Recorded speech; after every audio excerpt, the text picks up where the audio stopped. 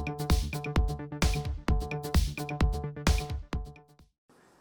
my name is Saurabh Sanghoee. I'm from Orange Business Services.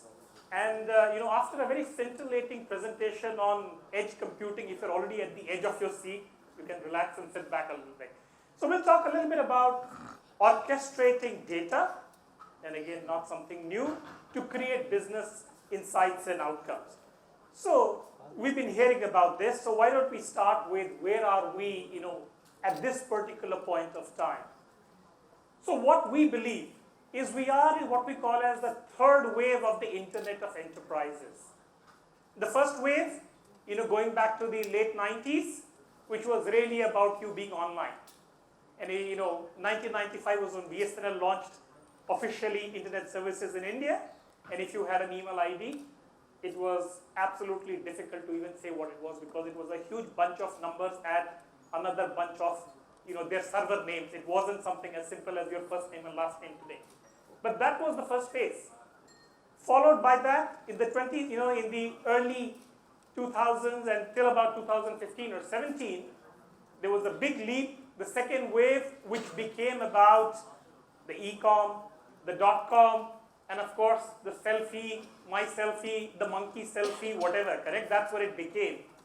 And we are now really, probably since 2017 or early 18, we believe we are what we call as in the third wave of the Internet of Enterprise, or the real-time enterprise. So what is this Internet of Enterprise? No rocket science. It is really an open and interconnected system of you, your machines, your platforms, your customers, customers, your suppliers, anything that you can think of. That is what the enterprise is today. Today you don't say that I work for this organization and this is really it. The boundaries have sort of dimmed, correct? Your suppliers are also an equally important stakeholder, and they exchange data with you.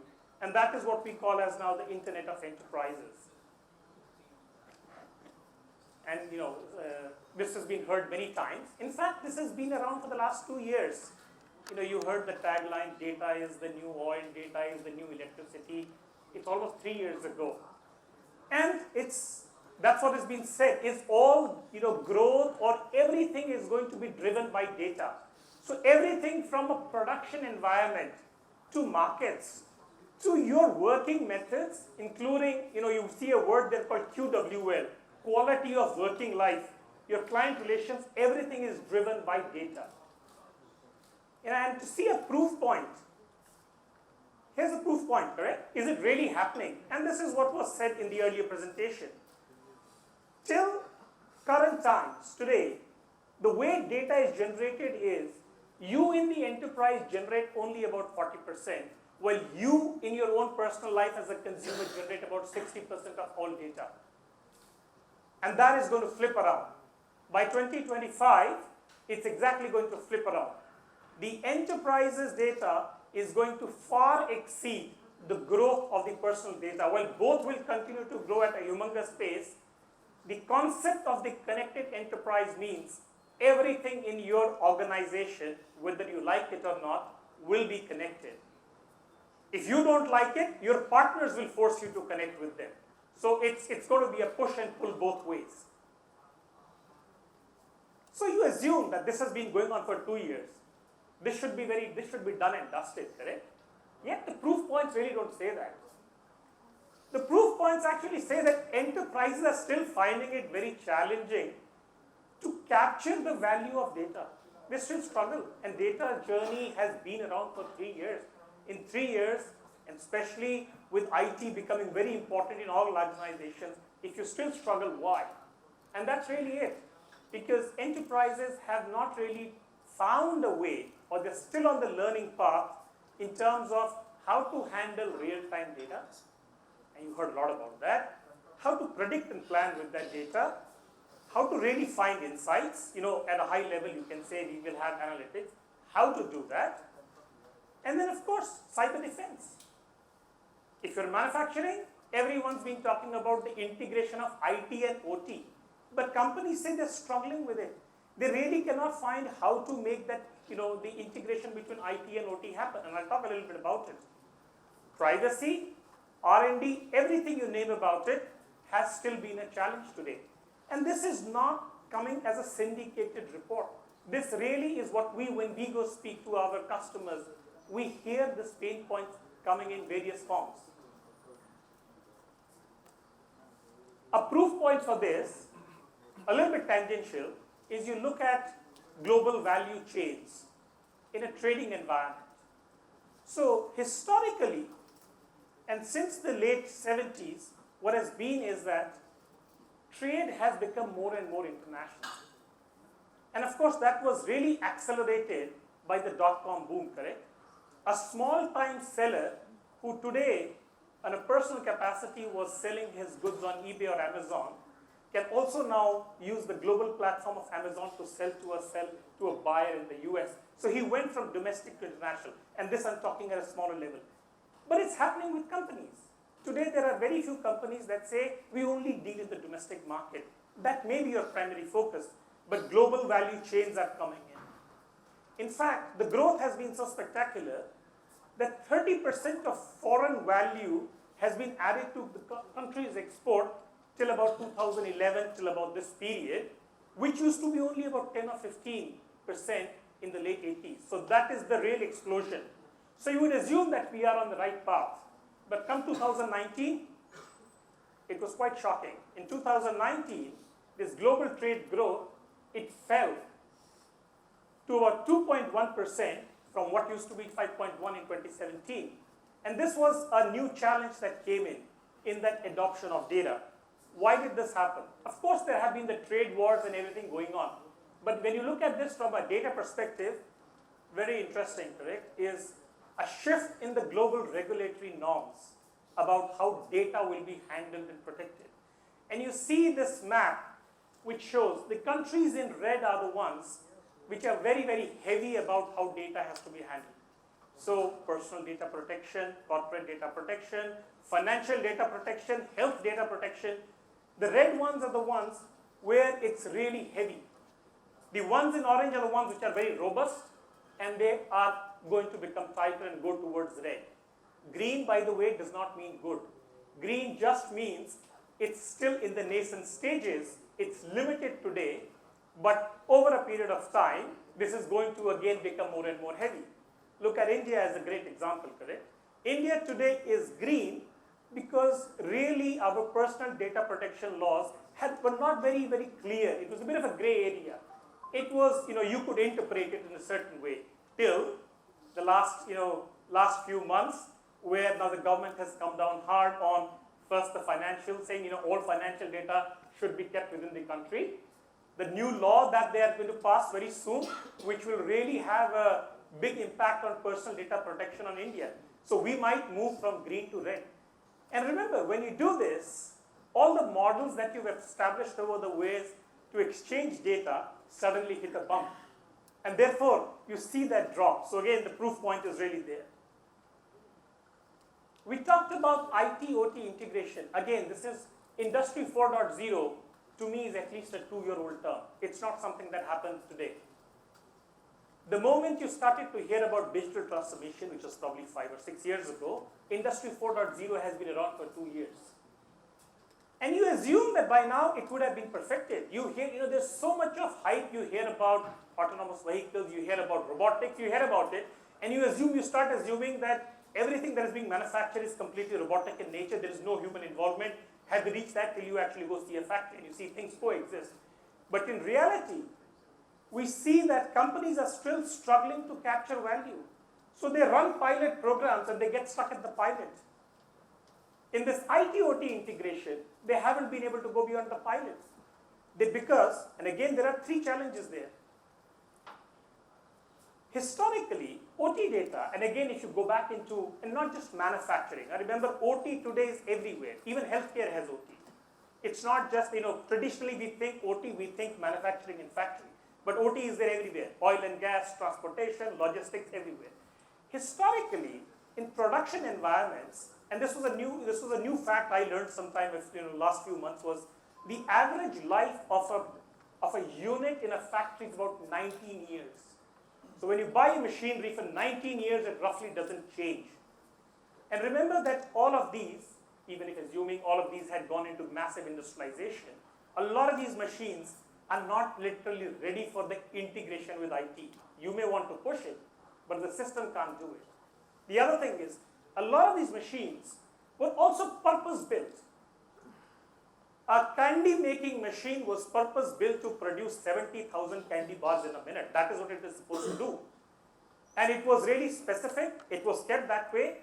And again, anyone from production environment, you know that even in the most production floors, all production networks are typically kept separate from enterprise networks because they're supposed to be very robust. They're supposed to have very low latency. They don't want any interference.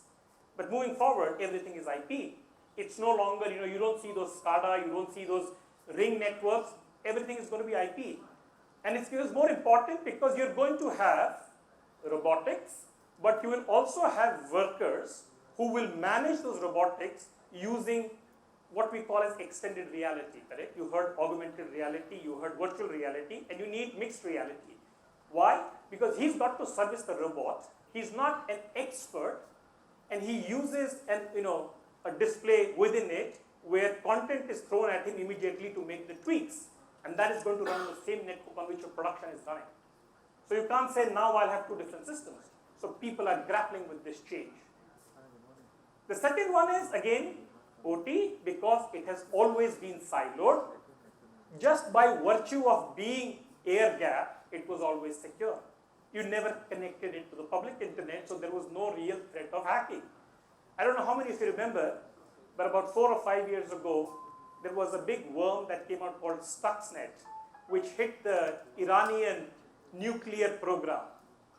And if you read the entire history of it, at the end of it, the way that worm was introduced was when someone connected a laptop into that air-gapped system, which till then had always been safe. The day he connected that laptop, the dormant worm went in. So by definition, they have been secure by being air-gapped. But as I said, moving forward, when you bring the integration, that gap does not exist. And then here's a proof point. It is a 600% increase year-on-year growth in IoT security attacks. Today, everyone's trying to do that. All hackers are trying to hack sensors all over the world. They're trying to, and I'm sure you've heard all these sensational stories that a hacker can actually even introduce, if you have a pacemaker installed, because also now sort of, generates data over Wi-Fi, he can actually, control your pacemaker and he can shock you to death. I'm sure you've heard all those sensational stories. But they're not absolutely false. There is some truth to that. It can be done, correct? And a lot of companies say that this convergence is really asking them to rethink their security policies, which they thought was very safe till now. So that also puts a big hole into the whole thing. And then the emergence of 5G, something that was not really planned for. You knew 5G was coming. But historically, what has happened is, if you looked at 3G, and the mobile industry have a benchmark, correct? The first 500 million subscribers. So 3G took 9 years to get the first 500 million subscribers. 4G took 6. In 5G, where the trials are running and they're doing some pilots, people are expecting in 3 years they'll hit 500 million subscribers. A lot of them actually will not be individual consumers. They will be enterprises. Because remember, 5G is forcing telcos to install new equipment. They will have to find ways to monetize it. You as a consumer are not going to pay them more than what you pay them for 4G. It will enterprises who will have to fund all of this new 5G deployment to you be able to utilize it. Also, another marker that the industry uses is the time to get to a sub-$100 handset. For 3G, I think it was 4 years. For 5G, it's expected 1 year. In 1 year, you will have a sub-$100 5G-enabled handset. So you can look at the speed. The speed is exponentially increasing. And 5G continues to throw up new use cases. Again, 5G is not just about more bandwidth, which is obviously one of the benefits, but it's a mix, correct? You have the 3 axes. You have the lower latency, you have the higher capacity, you have the higher number of devices, lower power, but they are all, in a certain way, they're like a piston. you want to reduce the latency, you will have to compromise on the bandwidth. You want to increase the bandwidth, you might have to compromise on the latency a little bit. But really what 5G is bringing is the ability to slice bandwidths. So it's going to be able to slice bandwidth, so you could have one 5G, let's say, and again 5G is expected to even replace your campus Wi-Fi. You will have private 5G within your campuses running it, makes it more easy. And you will have the ability to slice the bandwidth to have the same 5G bandwidth being used to do your drone management, to do security alerts, to maybe even do your other WAN networking. So this is another game changer that is coming in. And of course, what this brings, and you think you heard this in the presentation, is that with all of these use cases, 30% of your data will become real-time data. Today it is much lower. You have a lot of data, but how much is real-time is what 5G will really bring in, making it 30%. It doesn't sound like a big number, but 30% is quite a big number, I can tell you, because of the scale of the data that is there. And of course, in the enterprise, you can't say it's only real-time now. So to sense and react, you've got to be able to handle your real-time data. Your systems have to handle it. But then all data that you store is also giving you the ability to do the analytics, plan, predict. That's what you also want to do. And you will need to do that with predict and plan. So data is going to have value both in real time as well as in the store or over time. And of course, going forward, AI is going to drive the second wave of digital transformation. So everything is going to become AI, AI, AI. And it's not just about competitiveness. It's really about digital supremacy that AI will bring in. Again, AI, much hyped. You hear a lot of these stories about AI. Where we today still are is we went from AI being rule-based to what you call as deep enforcement or machine learning, but we are still away from really general purpose AI. Today, AI, even at its best, still cannot do a lot what humans do, and there will still be coexistence. And of course, what does AI throw up? An ethics problem called the trolley problem. So very simply, an autonomous vehicle with people inside has a breakdown. Now it has three choices. It can either self-destruct the vehicle, kill the people inside. It can hit the old lady, or it can hit the child. What does AI do?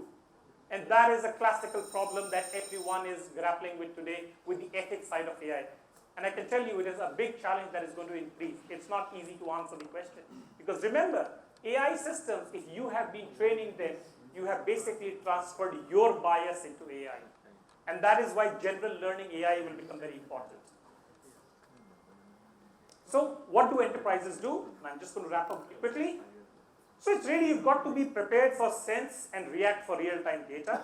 You've got to be planned strategically for your long-term, your storage, whether it is cloud or whether it is AI or analytics. And finally, you've got to keep security always in your mind, and increasingly as the risk increases. So in the interest of time, I'm not going to go through the case studies. But in Orange, we go through the full data journey, right from collecting the data to transporting the data to analyzing it and to making use business outcomes. And of course, most important, we call it the 3 O's. We help you orchestrate, we help you operate, and we help you optimize, a constant journey of the data. And I'm just going to lead you with a final thought. We heard digital transformation for so many years. The question that is being asked is, are companies really transforming into butterflies, or are they just become faster caterpillars? Incremental versus real innovation. And innovation, what is innovation? It is a great idea executed in a market. It must have a monetized value. I think what the case studies we heard in the morning, very clear. 60 crores coming from his mileage card. Clear value, innovation. Versus saying, I'm going to do some automation, which will make life simpler. Not innovation. Thank you.